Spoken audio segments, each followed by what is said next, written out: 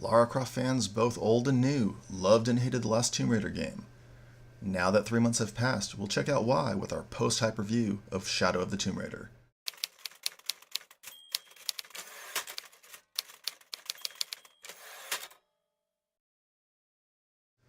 Shadow of the Tomb Raider is Square Enix's latest entry into the Tomb Raider franchise.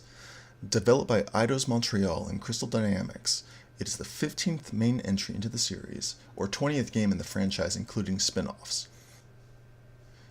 It's the 6th main title that has been released at the helm of Crystal Dynamics, who has also released a handful of spin-off games such as the Lara Croft series and a couple of mobile games. Most importantly, it's the final installment of the most recent trilogy that began with the 2013 reboot simply entitled Tomb Raider. Shadow of the Tomb Raider released on September 14, 2018 to a worldwide market, and overall it was well received with an average Metacritic score of 82. However, not everything is sunshine and roses with this launch. The average user score in Metacritic is a mere 7.2 out of 10, based on 333 ratings as of this video. So what's the issue? Well, some comments say that it's boring and bland. Poor level design is cited by some, clunky controls by a lot. That's not to say that all the comments are bad. There are some universal positives to the game as well, the foremost being the amazing graphical fidelity that's brought in this installment. I don't think anybody would argue that this is a bad-looking game. If they do, they're just wrong. Added to this normal reviewing, there's a public relations issue as well. Square Enix rubbed salt in the wound by offering deep discounts on the game very early on in its life cycle. Only about a month after release, I think about 5 weeks is more accurate, there were steep discounts on the PC edition of the game on Steam. Something to the nature of 34% off the base game and 47% off the Croft edition, which also came with the bonuses and Season Pass. There was, and rightfully so, a huge knee-jerk reaction by the fanbase. Nearly half off a month after launch? Talk about fans feeling like they got ripped off. When did I grab it? Black Friday week, where it was 50% off.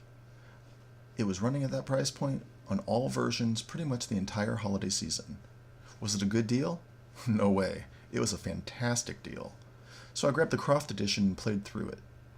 So at the end of the day, my view is coming from the standpoint of a long-term fan. I've played every Tomb Raider game there is, with the exception of some of the smaller titles for Game Boy and the like. I love the series, I love the character of Lara Croft, and I've enjoyed every game. So here are my thoughts on Shadow of the Tomb Raider after all the hype is gone and the dust is settled. I'll let you know what you can expect out of it and help you decide if you think it's a good game for you, if you spend the time playing it, and if it's really worth a spot in your game collection. I'll also throw in some thoughts on the DLC packs, the Forge and the Pillar, which are the only add-ons at this moment, with about 5 more to come in the future. So let's get at it. First, as I've said, the graphics of this game are amazing. The textures and lighting are top-notch, and it's the best Lara has looked pretty much ever. I played on the PS4 Pro, so it isn't even the best representation considering you could render this thing on a top-notch PC with a high-end graphics card. It really is one of the greatest strengths of the game. But it also highlights some weaknesses. Like a super bright white clean sheet that has a single spot on it, that perfect presentation highlights the spot even more. The animations of the game are good. I won't say that they are bad, but they are clunky at times, or repetitive. That awesome rendering of Lara crawling through tight areas, yeah, the exact same animation is used multiple times later for essentially every tight area she crawls through. It gives a very boring and very cookie-cutter feeling after a while. I'd also say that her focus view that you use to examine the environment looking for resources, animals, and traps, it essentially works against their efforts in the graphics department. It's a useful feature, and it's been present in this entire trilogy of games, but I really don't see a strong reason why it should be a mechanic in the game. All it does is make you run around hitting your focus and looking for highlighted items. All the while, it drowns out everything into a gray haze, so instead of immersing yourself into a greatly detailed world, you run through a bland shadow of it. I remember a comment from one of the devs that worked on Batman Arkham City. They had stated that they changed how Batman's detective view worked because they realized people literally ran through the prior game, Arkham Asylum, with their Batman detective sense on, because there really wasn't any benefit not to. I think that concept applies here as well. Using Lara's focus to scout for items is detrimental to the experience of the world that they put her in on some level, and I'm not exactly sure what the benefit takeaway is. Speaking of benefits, Shadow the Tomb Raider has some fairly in-depth benefits available to Lara. Exhibited in both weaponry and skills, Lara at the start of the game is not nearly the same at the end of the game. My personal thoughts on the Tomb Raider 2013 game was that it was insanely fun to play. In fact, I own it on 4 platforms and played it at least 5 times. But what was lacking from it was a broader open world and the RPG elements that were hinted at. Rise of the Tomb Raider brought those elements in, with an in-depth skill tree and deeper upgrade system thrown into a larger world that could be more explored. Unfortunately, I think they couldn't see the forest for the trees though, and I felt those elements that were so needed actually distracted from the story unfolding. Shadow of the Tomb Raider, I think, hits that perfect middle. It's a bit more of the same, but the balance is a better fit. Like Goldilocks finding the right temperature porridge and perfectly comfortable bed, I think Shadow found that perfect spot for an open world feeling, but maintaining a linear movement and story unfolding. The plethora of skills and weapons provide ample choices for the player, and you can utilize different perks of clothing that fit your playstyle. It's an absolutely great thing, but then it just falls on its face. The system is such a great concept, but it's poorly executed on so many levels. The first thing you'll notice is that the skill tree itself is really confusing. Yeah, that gobbled up mess on the screen is what you're supposed to reference. Just like my mother-in-law, it just isn't very easy on the eyes. It's just not an intuitive UI to read through, navigate around, or strategize what path you want to take to fit your playstyle. You do get used to the whole thing as you play, but getting used to it and having a good design are 2 drastically different things. But in the end, the final nail in the coffin is that it really doesn't matter. Yes, the skills do assist you in your game, but really none of them feel strong enough to really make a difference or impact the actual game itself in any meaningful way. It might be an interesting experiment to simply play through the game with no upgrades and see what happens. Maybe in reality I'm exaggerating it, but I honestly can't tell you if I am or not by how it feels. The same thing goes for the weapons. The upgrade cycles for the weapons is a clearer path to take, but the benefits are really just as muddy as Lara's skills.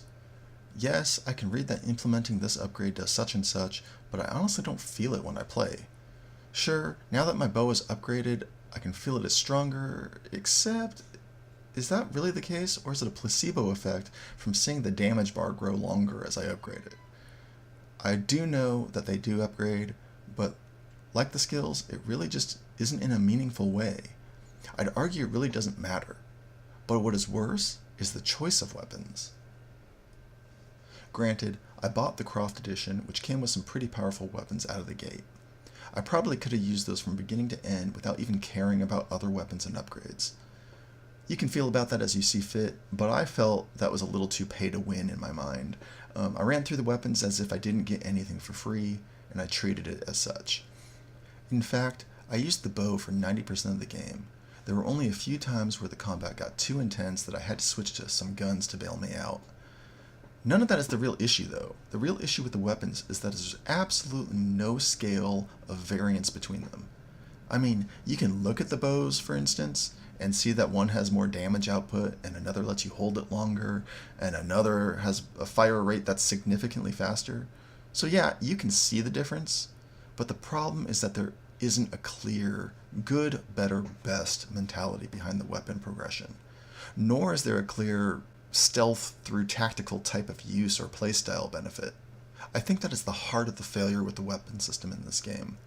I can't upgrade my weapon to the best of its abilities only to replace it with a newer and better weapon that I want to upgrade, and so on. No, I'm simply upgrading for upgrade's sake and picking one that I like better based on some statistical slider bars in the UI. There either should have been a very clear and distinctive progression in weapon quality as you go through the game, or there should have been a clear weapon difference for your choices. I'm thinking along the lines of the Borderlands 2 mentality, where you knew that all the Maliwan weapons used electricity or all the Tidior weapons explode when thrown at the enemy. That sort of classification system can help you choose which weapon you want to use, considering you get and lose weapons in the game. You can say to yourself, yeah, I want to use this bow that uses poison arrows, even though it's less powerful than this other bow I have that doesn't have any other added benefit, or maybe has one I don't care for. This type of thinking would really have opened up the combat system in the game, and it's a shame that they missed the mark on that one. Yeah, that pun was intended. I'm a dad. Lastly, that brings us to the clothing. I think it's a great concept that they had, where you can have various outfits in total, and then also have upper body and lower leg items you can mix and match.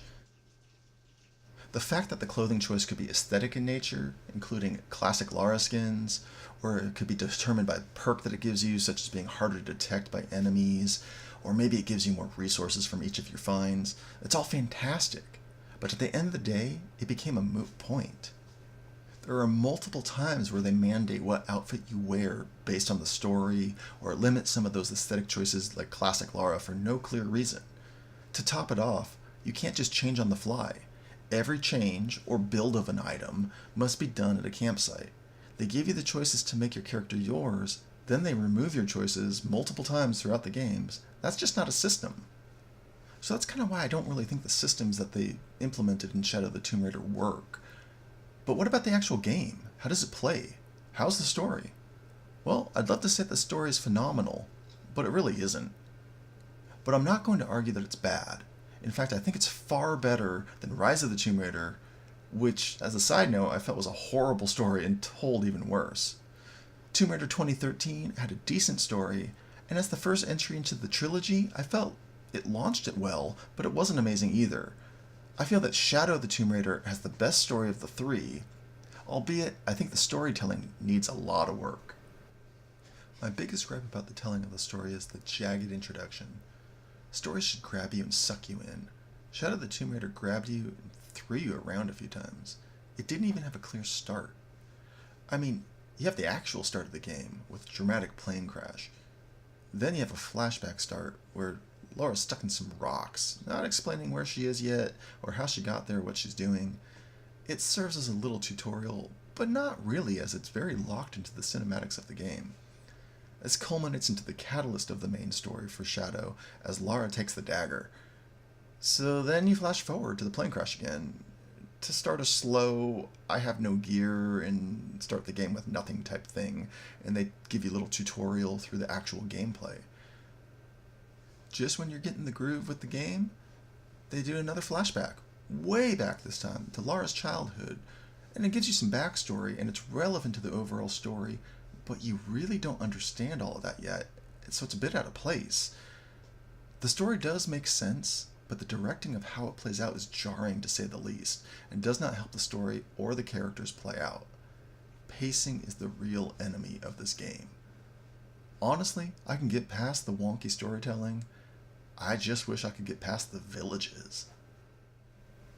See, they have this groove going on with the story. Then about 20% of the way into the game, you hit your first village, in the Peruvian jungle. Instead of progressing the story, you really get sidetracked with completely worthless side quests to upgrade your character.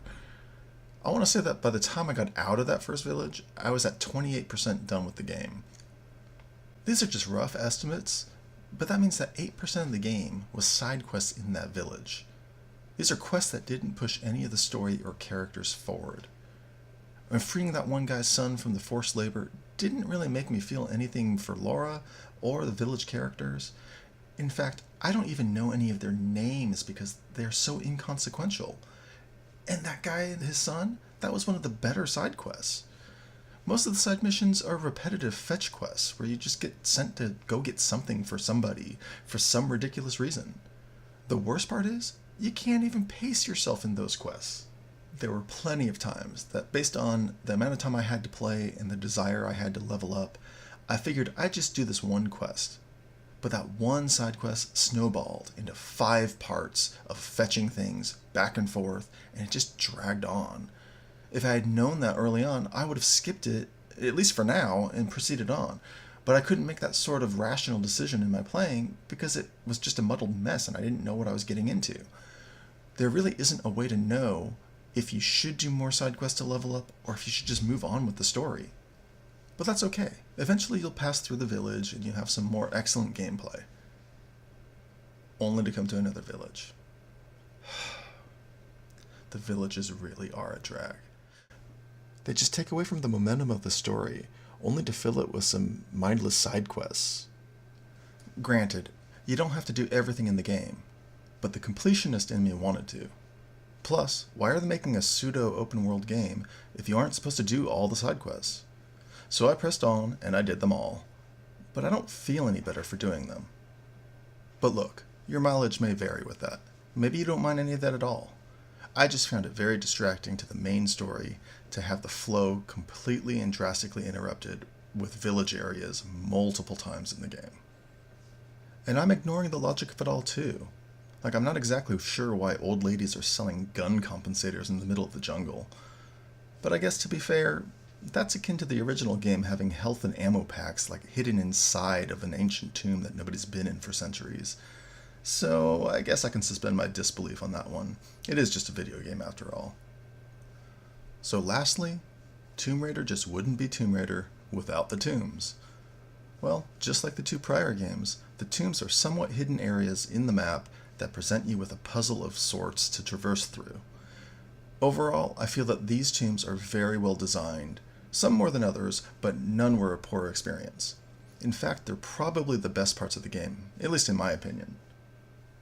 Completing the tomb rewards you with a new item or skill in your skill tree, and it's only unlockable from the tomb itself. Honestly, I think the tomb skills were probably some of my favorites too, where I actually felt like it was a good reward. So there's definitely some feeling of payoff when completing these things. Really, my only critique of the tombs are that with some of them I didn't really understand what I was trying to accomplish until I actually did it. So it was less a figure it out puzzle, more than just push forward until you get to the end. But they aren't all like that though, and like I said, my overall takeaway from every tomb was a positive one. Which brings us to the Season Pass. The DLC adds bonus content into the heart of the game, which is mostly additional tombs to raid. So far, we have the Forge and the Pillar. Both I felt were excellent tombs to add to the game and very fun to play. They also add the time attack mode accessible from the main menu of the game as well, so you can just jump right into them and even compete with a time-based leaderboard system. Overall though, the DLC bits are very short. I also noticed some reused assets from the base game in the Pillar. It almost felt like I had played parts of it before just because of how it was laid out. But again, they've been fun so far, and really the main complaint is that they are short. But is that short and to the point? There's nothing necessarily wrong with that. I'm just not sure I would say that they are worth the added cost of the game. I mean, I spent 20 extra bucks to get the DLC in my purchase, and with what I believe 7 total tombs to be added, that's just shy of $3 a tomb. Is that worth it? Well, that's for you and your budget to decide. The DLC tombs are a welcomed addition, but highly not needed for the full experience of the game. That's a lot of criticizing of the game. But don't get me wrong, I did love the game. I played it to completion and nearly to 100%. I'm honestly just shy a couple achievements that the game just didn't give me because it's a little glitchy. Oh yeah, did I mention that the game can be a little bit glitchy? I mean, I clearly shot those turkey with my flare gun. Give me my dang trophy! So yeah, I finished the game and I felt it ended strong. Very strong, in fact.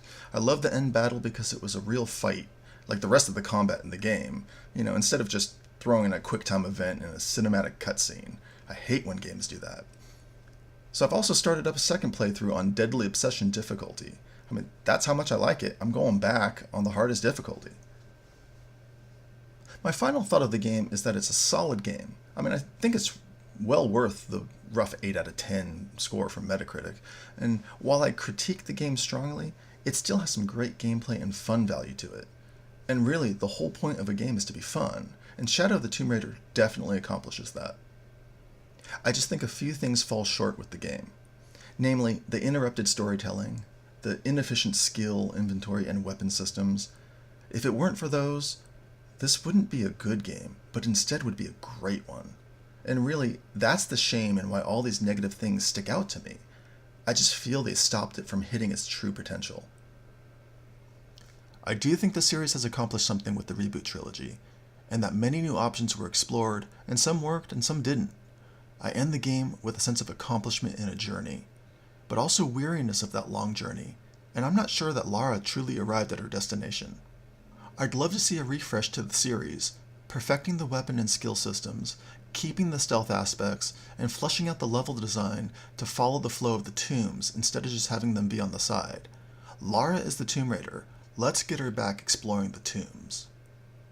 I hope you've enjoyed the review, and I hope my thoughts on the game are encouraging even though critical. Now it's your turn. I'd love to hear your thoughts in the comments below. Also make sure, throw a like on the video and subscribe to see all of our content.